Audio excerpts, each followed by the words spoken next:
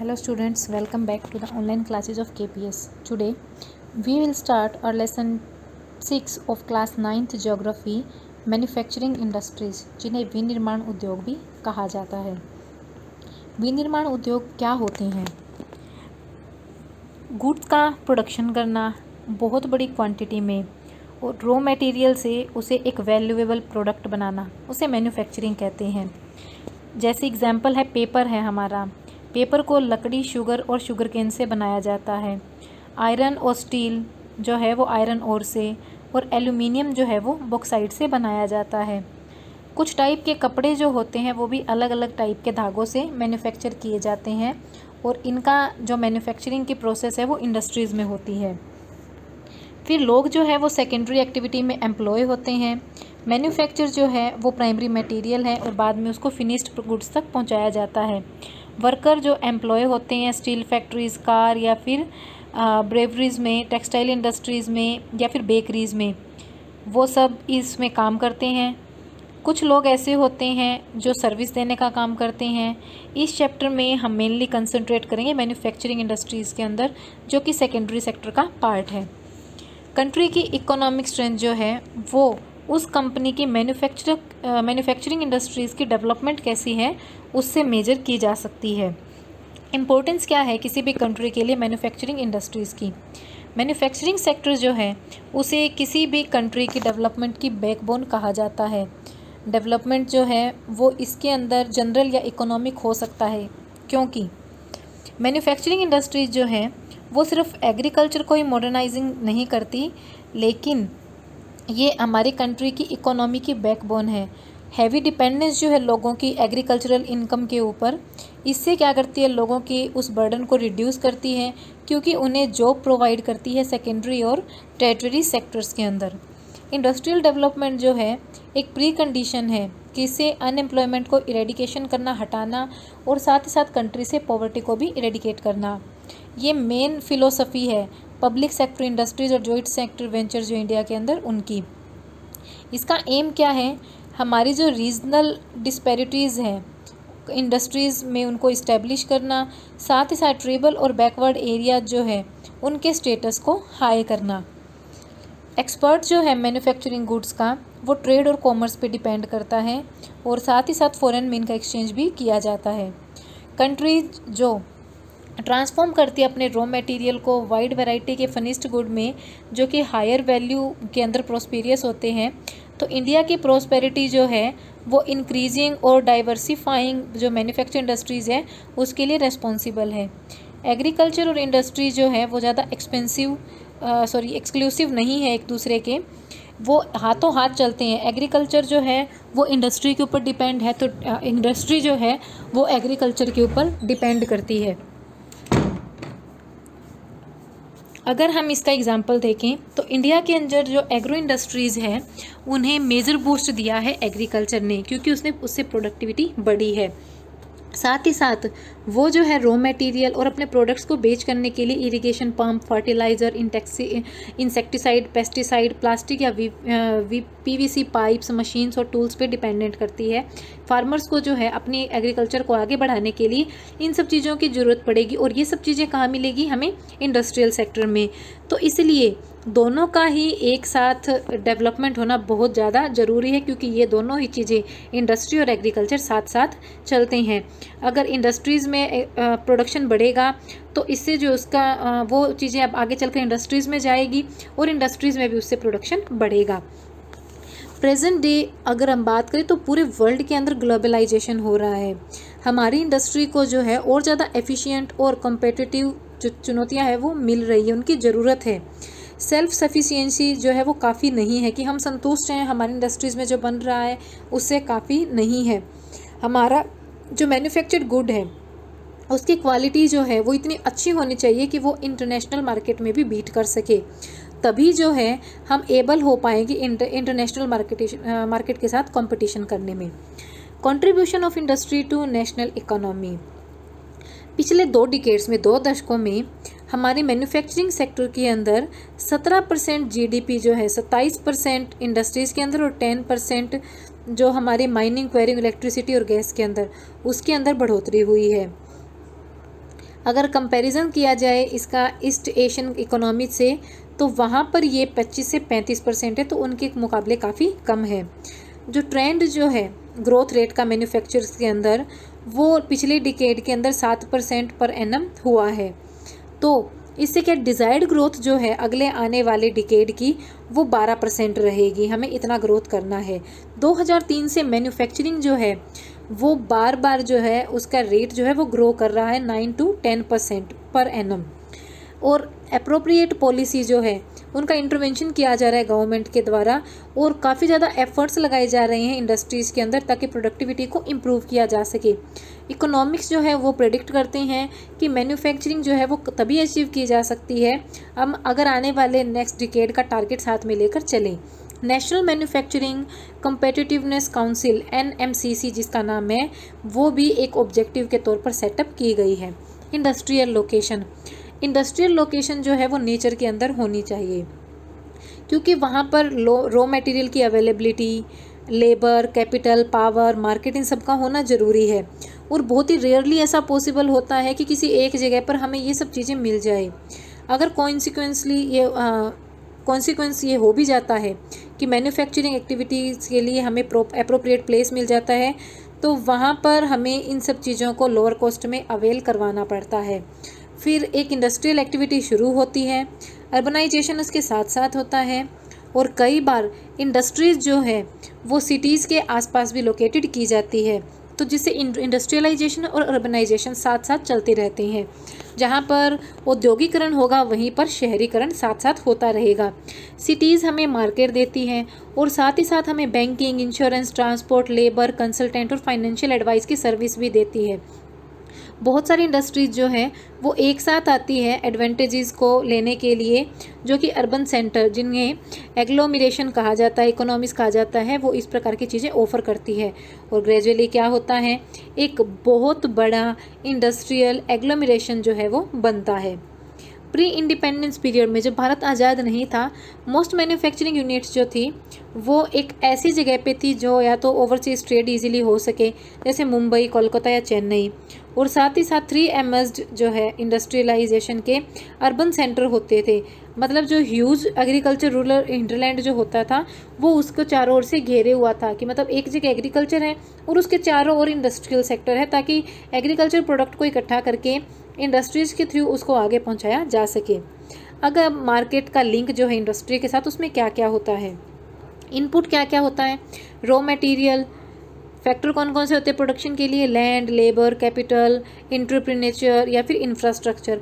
फिर ट्रांसपोर्ट होगा, ट्रांसपोर्ट से चीज़ें फैक्ट्री में जाएगी, आउटपुट हमें क्या मिलेगा, वो तैयार प्रोडक्ट मिलेगा। फिर उसका ट्रांसपोर्ट होगा, फिर वो मार्केट में जाएगा, मार्केट से मनी मिलेगी, मनी से वापस से रॉ मटेरियल लिया जाएगा और वो एग्रीकल्चर के लिए चीज़ें खरीदी जाएगी। जो ये की डिसीजन है फैक्ट्री की लोकेशन का, वो कम से कम कॉस्ट पे रखा जाता है। गवर्नमेंट पॉलिसी और स्पेशलाइज्ड लेबर जो है वो भी इंडस्ट्री की लोकेशन से काफ़ी ज़्यादा इन्फ्लुएंस होते हैं। क्लासिफिकेशन ऑफ इंडस्ट्रीज़, इंडस्ट्रीज़ कितने टाइप की होती हैं, तो उसके अंदर हम agro base, mineral base industries को ले सकते हैं।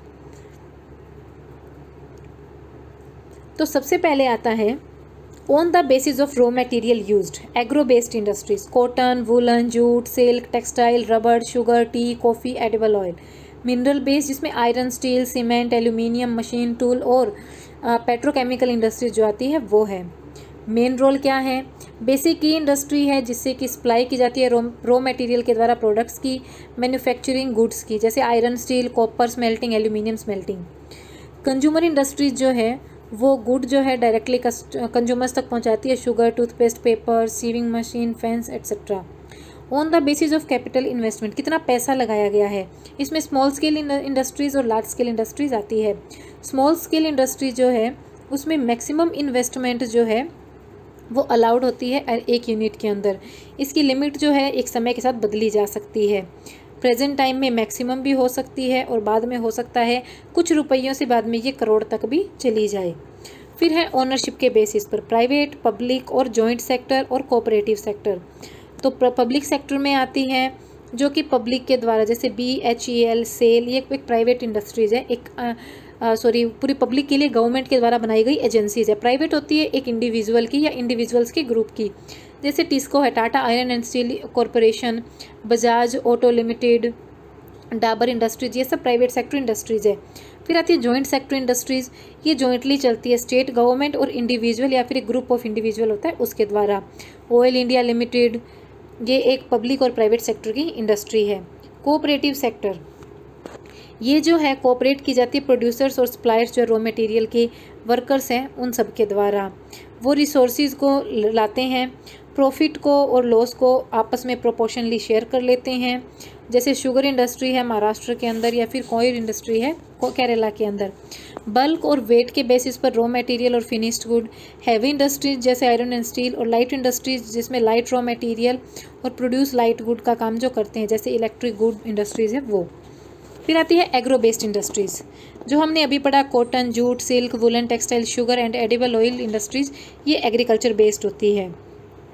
टेक्सटाइल इंडस्ट्री, टेक्सटाइल इंडस्ट्री की एक यूनिक पोजीशन है इंडियन इकोनॉमी में, क्योंकि इसने इंडस्ट्रियल प्रोडक्शन में सबसे ज़्यादा कंट्रीब्यूट किया है, एम्प्लॉयमेंट दिया है लोगों को, फॉरेन एक्सचेंज हुई है अर्निंग्स की।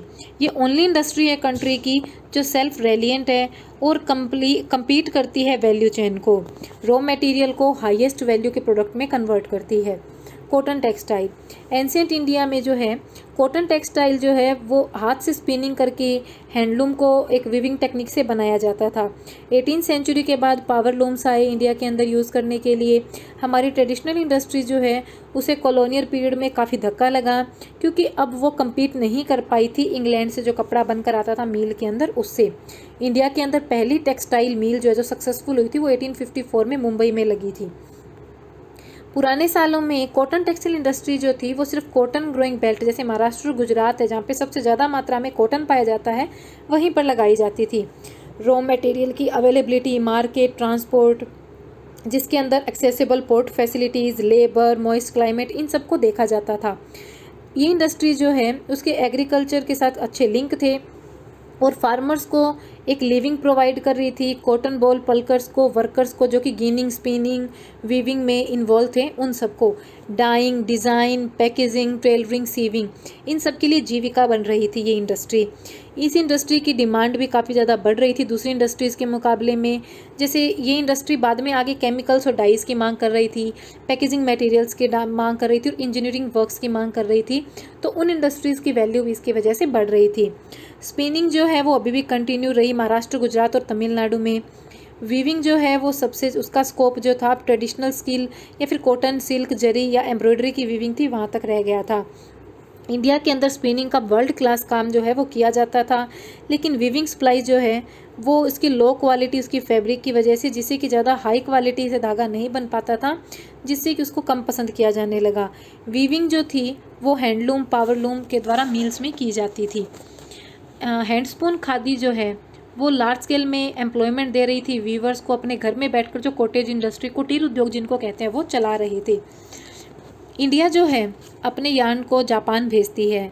अदर इम्पोर्टर जो है कॉटन गुड के वो है इंडिया से जो लेते हैं वो USA, UK, Russia, France, East European countries, Nepal, Singapore, Sri Lanka और अफ्रीकन कंट्रीज़।